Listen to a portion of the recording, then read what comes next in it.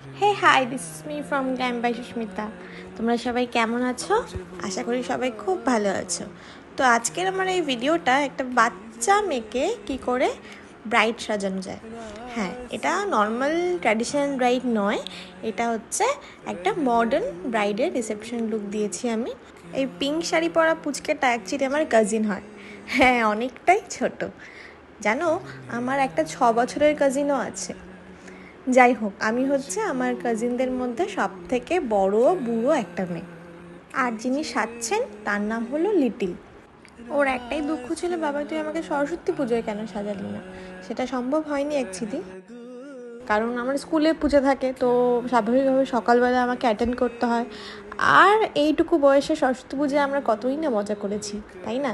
আগেকার কথাগুলো মনে পড়ে, শাড়ি পরে বান্ধবীদের সাথে এই স্কুল ওই স্কুল খাওয়া, অনেক মজা করেছি। এখন সেসব একটা নস্টালজিয়া। সত্যি সরস্বতী পুজোর দিনটাতে নিজের স্কুলের ছোটোবেলার কথা খুব মনে পড়ে।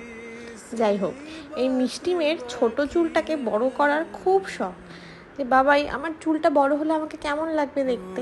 আমি বললাম নে চল, আজকে তোর এই স্বপ্নটাই পূরণ করে দিই। দেখো কেমন লাগছে এই পুচকে গিন্নিকে।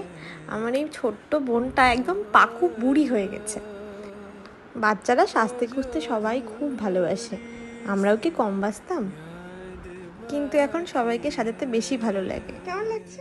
প্রচন্ড ভালো। এক্সাইটেড ছিলে? হ্যাঁ, নিজেকে কেমন লাগছে দেখতে? অনেক অনেক সুন্দর। करते हैं हम आज कबूल क्या कीजिए। তো কেমন লাগলো এই কনসেপ্ট এবং এই লুকটা আমাকে একদম জানাতে ভুলবে না। আর আমাকে লাইক কমেন্ট অ্যান্ড শেয়ার করো, পেজটা ফলো করো। থ্যাংক ইউ, দেখা হবে আবার নতুন একটা সুন্দর ভিডিওতে। Tata, by.